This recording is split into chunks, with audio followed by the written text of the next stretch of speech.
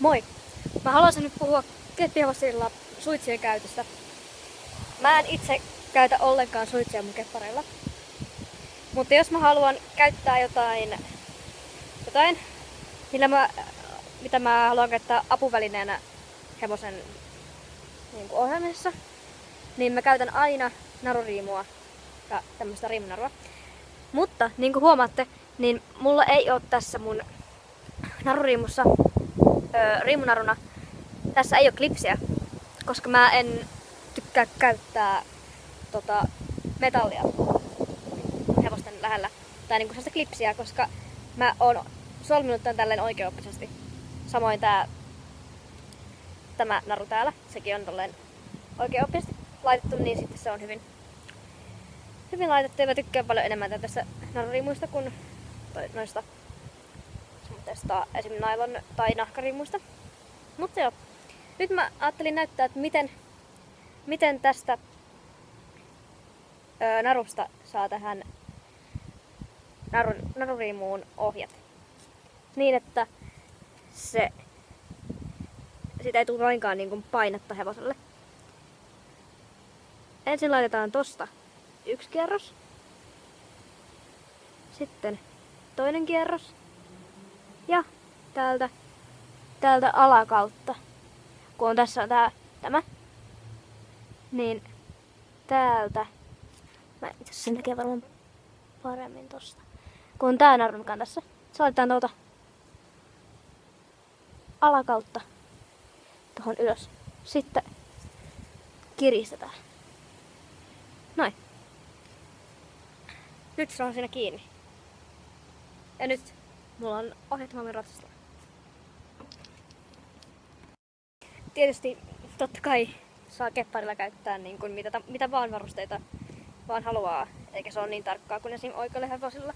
Mutta mä itse tykkään niin kuin realistisuutta tuoda tähän keppariharrastukseen.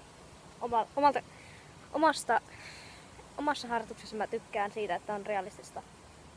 Joten mä en käytä minkäänlaista metallia mun hevosten lähettyvillä.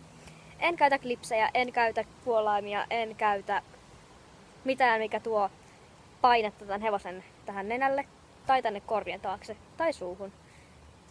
Joo, ja mun mielestä tää niin kuin takaa sen, että hevonen ei, esimerkiksi jos niin kuin käyttää suitsia paljon tai käyttää naruriimua sillä tavalla, että täällä sivulla ja tässä sivulla on naru, niin silloin jos ei ole pehmeät kädet, niin sitten, tai vaikka olisikin, niin silti se tuo painetta tähän hevosen nenälle.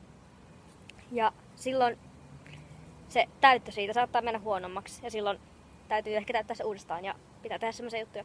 Mutta silloin kun se on näin, tässä näin, niin silloin ei tarvitse välttämättä niin usein täyttää sitä hevosta uudestaan esimerkiksi. Ja nyt sitten kun mä aina laitan sen näin, että mä en tarvitse varusteita siihen, että mä meen esim. Kouluratsusta tai esteitä sillain, että koska siis tämän hevosen jalathan tekee sen kaiken työn, joten. Ja silloin sä et tarvii niin montaa tämmöistä narua tai jotain tämmöisiä juttuja.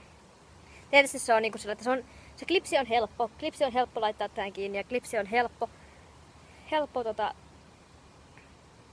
laittaa vaan tähän ja sitten ratsastaa. Se on niinku ihan ymmärtävää mun mielestä. Kaikki saa tehdä ihan miten itse tuntuu hyvältä ja tykkää. Mutta joo, tällainen video tästä keppareiden suitsien käytöstä. Tässä ja hevosena tässä videossa toimii Pande. Tällainen mun nuori poika. Mutta kiitos, että katsoitte. Seuraava video.